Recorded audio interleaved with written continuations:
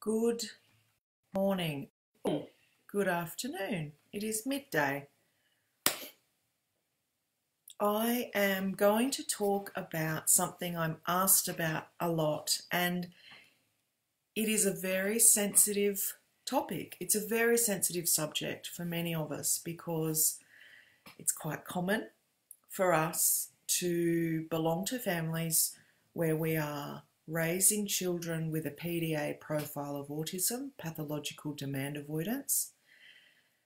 And often we will have either a partner or a family member who, no matter how much information we give them, no matter what we tell them, no matter what we ask them to watch or learn about, they will still attempt to parent our children or guide our children using conventional parenting methods and control and authority. This is not uncommon. The first aspect of this is the fact that we as a generation, now I'm 41 this year, I honestly could not think of anybody that I know my age who was not parented conventionally. And when I say conventionally, I mean the ways in which we've been taught to parent our children for generation after generation after generation. And that is to take the lead, to control, to be in a position of authority. And, you know, even today, you only have to jump on a parenting page that isn't a gentle parenting page or respectful parenting page and look in the comment section at the way parents are bullied when they don't parent their children with control and authority. Look at the way in which parents are held responsible and shamed and blamed when their children don't behave in line with neuronormative standards or the way society expects them to toe the line. Parenting is a fragile and very raw experience for everybody, raising all children, not just neurodivergent children.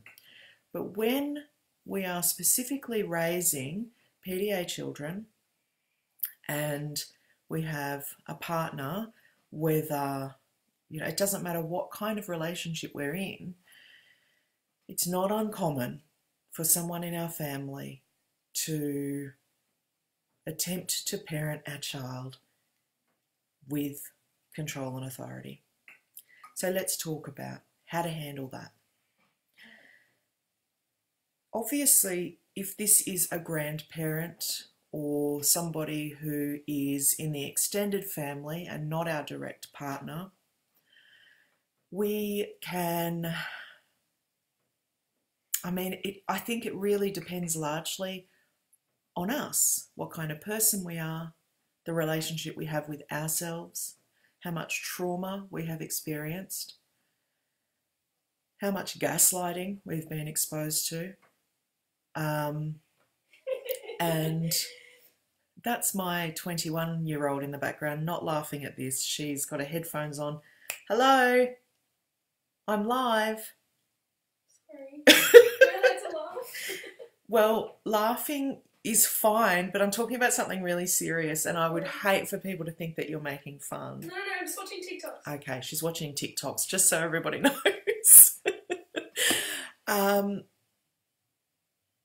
Yeah, so it really depends on what kind of experiences we've had as people in how we respond to people who insist on guiding our children with control and authority. Sarah, I agree. I would say avoid them 100%. It doesn't matter to me who they are. It doesn't matter if they're a grandparent or an aunt or an uncle, and it doesn't matter how well-intentioned they are. If we've given information about our children's needs and our children's neurology and they're still not listening, then my thinking for my family is to tune into my child's needs and to set very clear boundaries around how my children are treated. However, in saying that, I'm in a position where I'm able to do that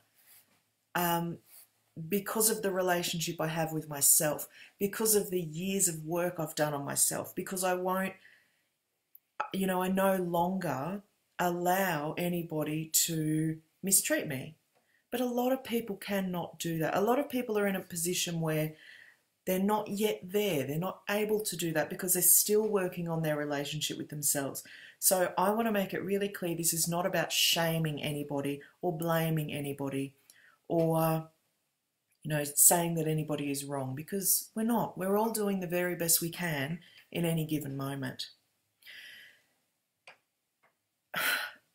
So here's the thing about having a partner who continues to attempt to parent our children with control and authority when we give them all the information in the world, verbally, giving them books and studies and saying, hey, I have lots of families who say, go and watch one of Kristy's webinars or whatever it is, and their partner will still not get on board with it.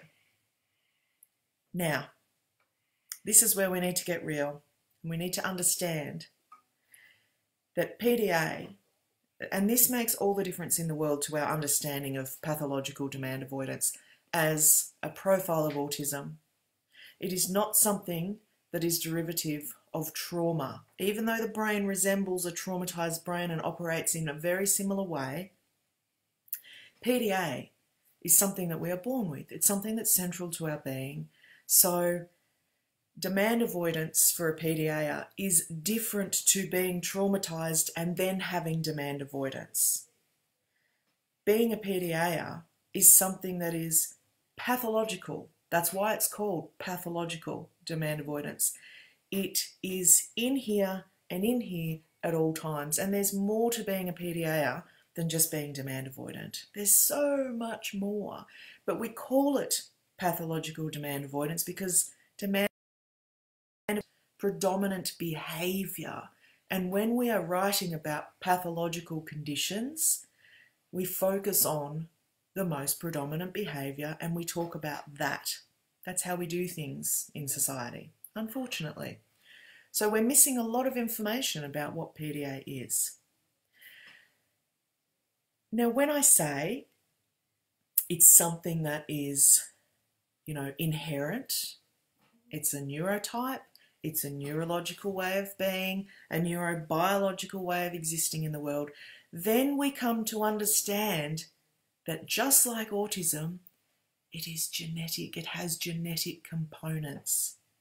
So when we understand that and we have a partner who consistently needs to exercise control and authority over our PDA children, when we have a partner who consistently will not look at information that we're giving them to learn about our children, a possible conclusion that we might arrive at is that the PDA may have come from somewhere. If you don't know what I'm saying there are going to be at least one parent who is going to be more than likely to have a PDA profile themselves.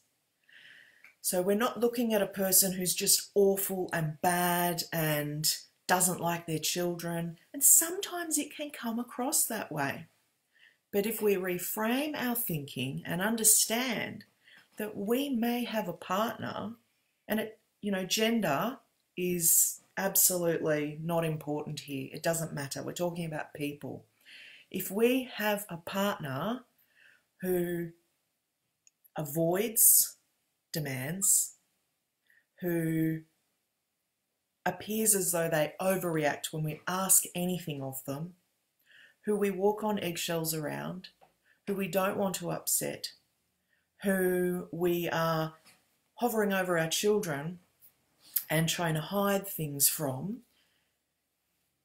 because we know that their go-to will be control and authority, it's really important to consider that they may have a PDA profile.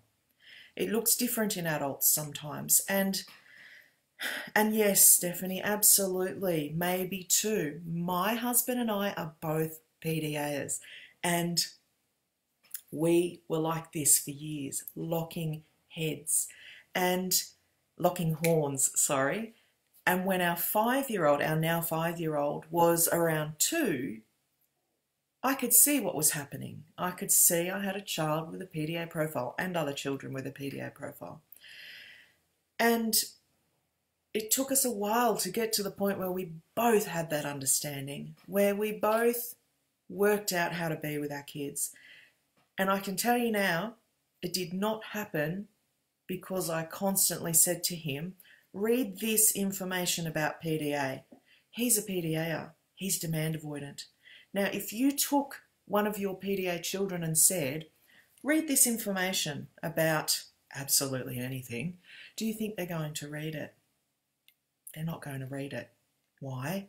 Because they're a PDA. So when we take that experience and extend it to our partner who is consistently trying to control people, places and things around them, then we might come to a new understanding that they too may be a PDA. And we ourselves may be a PDA if we are constantly chasing after our partner with information and saying, I want you to read this. I want you to watch this. I want you to learn about this. I want you to join me in this call with this expert. I want you to come with me and have, be exposed to someone who's going to give you information that you won't hear from me. So PDA isn't strictly just something that our children experience. And,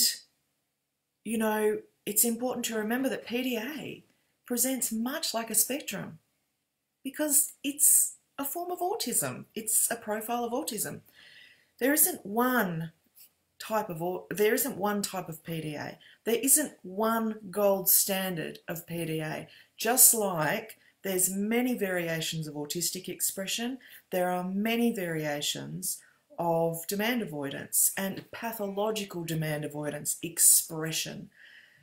Now, if you have a child who is constantly exposed to a partner who seeks to control them, and that child responds to that partner by doing everything they say, by being compliant all of the time, doing it with a smile, and you're left thinking, why don't they do that for me? That's because they're fawning. It's called fawning. That is when we adapt or comply or people please because we know somebody is attempting to exercise control over us. And many people believe that fawning is a type of giving in. It's actually not. It's a type of gaining back control. So even if it's an illusion, we have this sense that we are actually exercising control over the person who's trying to control us by complying, by fawning. Again, that's my 21-year-old laughing at TikToks with her headphones on over in the other side of the room. She's not laughing at this. So, yes, survival, Sarah, absolutely. Fawning is a type of survival. So please don't beat up on yourself. If you have children with a PDA profile who are, who appear to be challenging you more than they're challenging your partner who attempts to exercise control over them, because the person we challenge the most, the person that we are most authentic in our PDA expression with, is our safe person. It's our safe person. You are the person that we feel most comfortable with, that we feel we don't have to hide who we are with. And as difficult as that can be for parents, it's actually, in a way, an absolute compliment. It is a testimony to the way that you're parenting. Now, I see many parents say things like,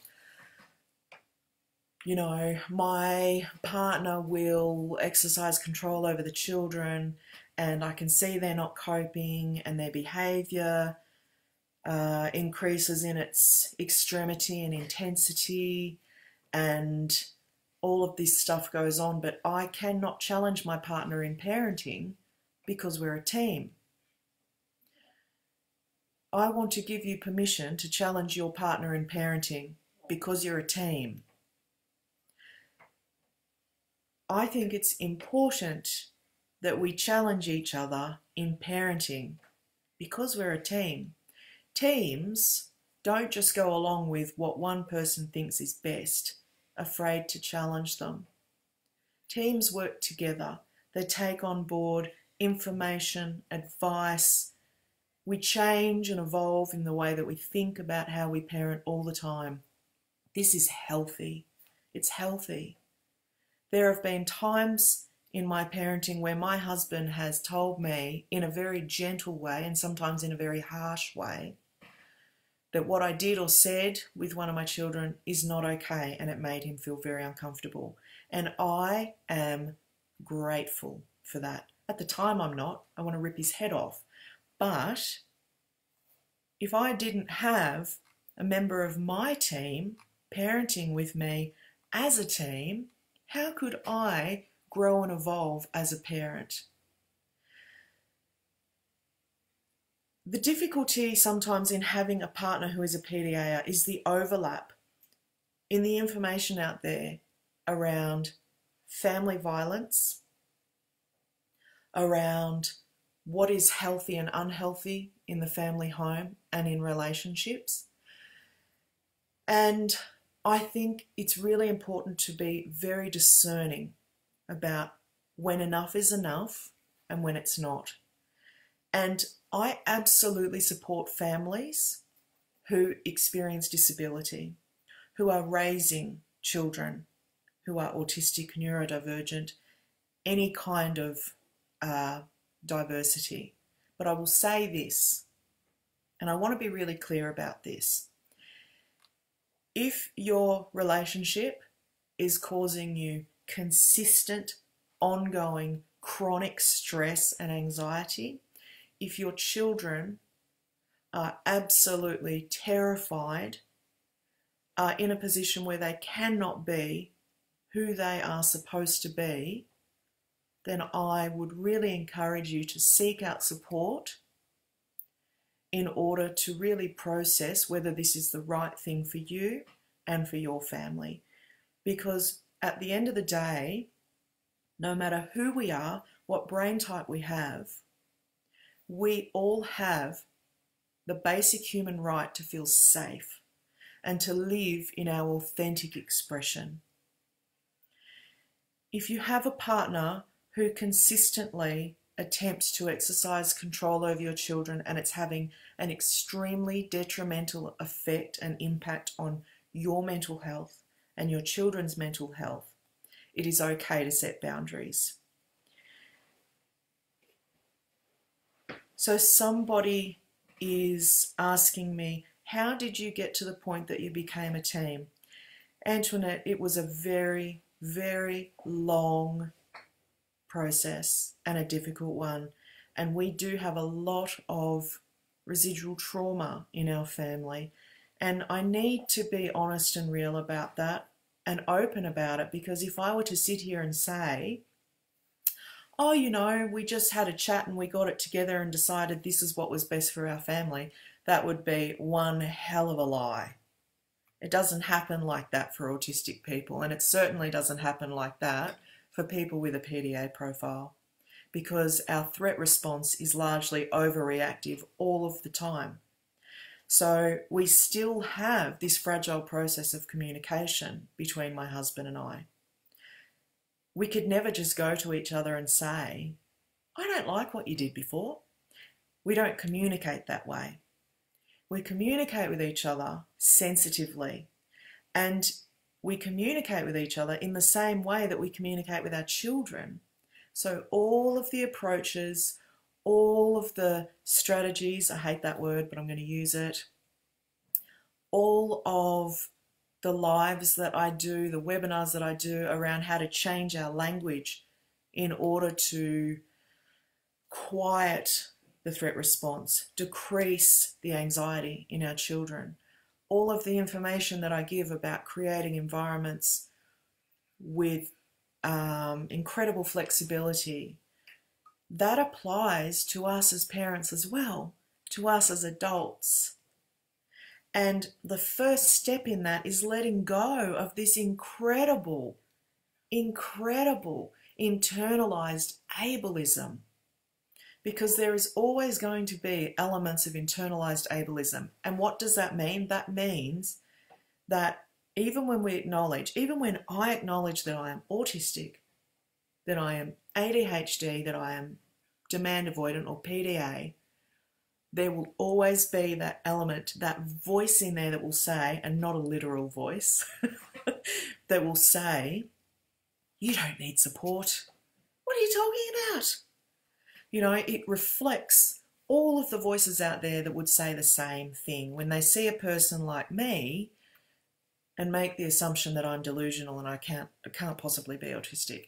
That exists within us as well as people. We wouldn't be human if it didn't. You know, we always have that voice that says, you don't need support, or you don't really have a disability. What? You can do that. Surely you can do that. Just keep trying until you get it. And these are the things that are perpetuated in the media. They're taught in school curriculums. We don't give up. We keep trying until we get it right. Some people can't do that. And so we have this ongoing process of discerning between what is realistic and what is not for us. In our relationships with our partners, it's important to recognise, even if we don't have a diagnosis, if we are raising children who are neurodivergent, the likeliness of us being neurodivergent ourselves, I mean, I can't even stress how important this is to acknowledge. So my husband and I don't always get it right. We still fight. And I think it's important to really think about what is realistic in relationships. There's no such thing as a relationship where you don't feel frustrated with the other person from time to time. You don't feel triggered by the other person from time to time. And that's normal in neurodivergent families because, again, the threat response is overactive all of the time. We're incredibly anxious people as PDAs. So relationships are bloody hard work to begin with. So how did we get to be a team? We got to be a team when, first of all, I stopped pushing information onto my husband. When I stopped saying, read this. Oh my God, read this. Oh, can I read you something? And that's how I'm wired. You know, I love information. Give me all the information, especially about myself and especially about my children. But we're not all wired that way. And if you're a PDA, you are likely to be autodidactic, which means we are self-led in our learning. We don't want to be told things. We don't want people to give us information. We want to seek it out ourselves and learn from sources that we choose. So when a person with PDA is consistently exercising control over people, places and things, inherently what they're really seeking is more control over themselves, more autonomy, more freedom, less pressure, less demands. So I had to back it up with my husband. And that was hard for me.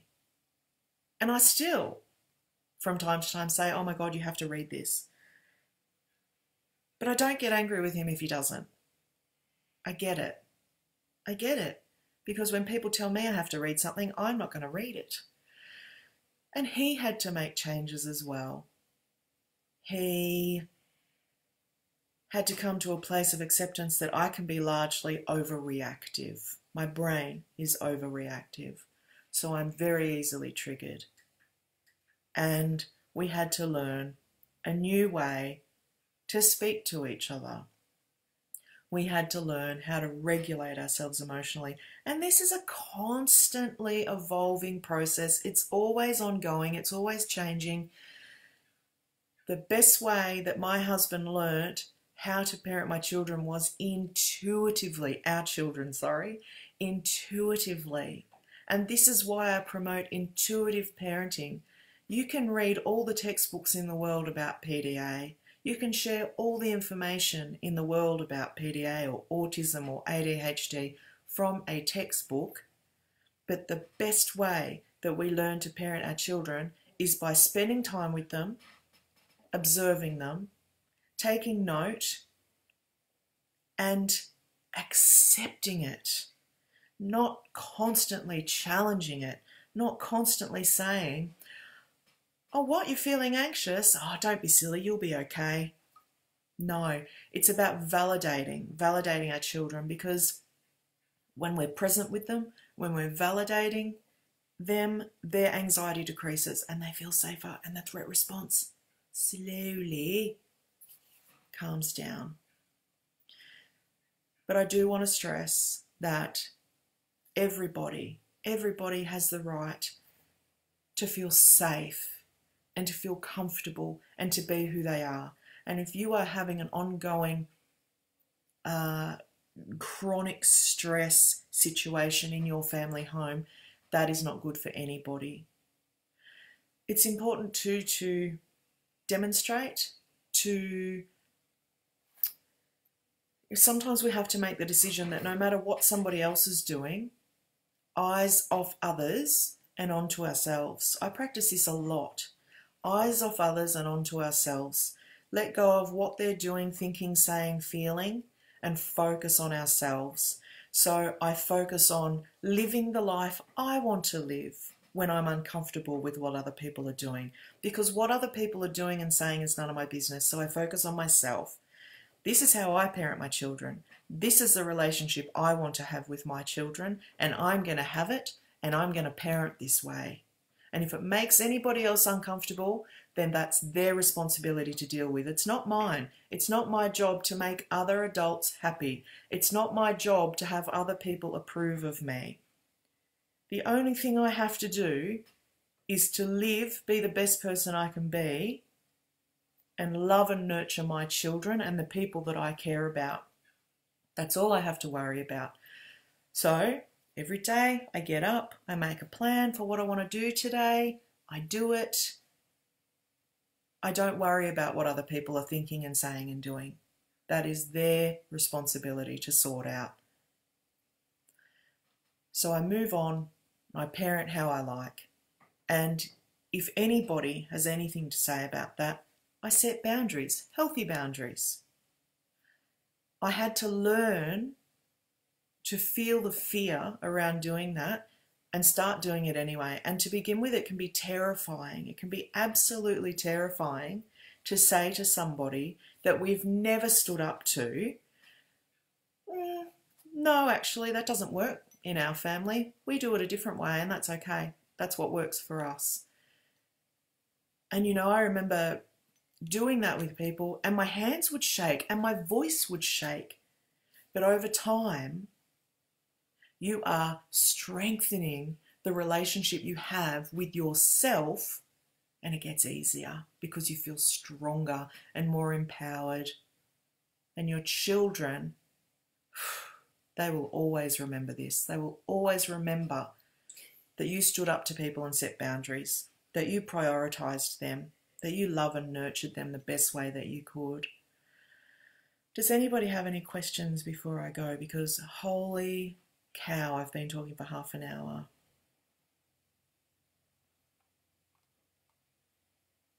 Look at all these comments. I'm sorry, everyone. I don't tend to look at the comments because ADHD brain, I get very distracted. Yeah, Suzanne, you're right. Some people never get it. Some people never get it. And so true. There are so many people, going back to what I originally started with, talking about how we were raised in previous generations. There are so many people who will say this stuff was never around when we were parenting or when our children were young or when we were children. Yeah, you know, the world has changed drastically. There is so much pressure, so much more pressure on us as people, on our children. You've only got to look at the way education is delivered and the stresses that are put on children at such a young age. You know, there are neurotypes that I guess can lay dormant to a certain degree. When I'm in my own environment and I'm happy and I'm thriving and I have flexibility and autonomy, I'm not going to behave in a way that is connected in textbooks with a PDA profile. You're not going to see me saying no to people all the time because I'm in an environment that supports my brain. So there are people who have been around forever who we don't know that they've been PDAs because they haven't had to contend with the same pressure that we contend with today. They don't have this constant bombardment of social media. You know, when I was at school, you could come home at the end of the day and that was it. You could tune in to who you are, you could have quiet, you could stop the constant chatter of your peers, of the media. You were not bombarded, you had time to recover from the day. Our kids don't have that anymore. Our kids just don't have that anymore. They're constantly being fed information and this overflow of just bad news. Bad news, bad news. That's what the media is about. So whilst it may appear that there was no PDA or ADHD or autism, there absolutely was. There was misdiagnosis. There were people institutionalised. There were women locked in psych wards because they couldn't keep up with housework, for God's sake.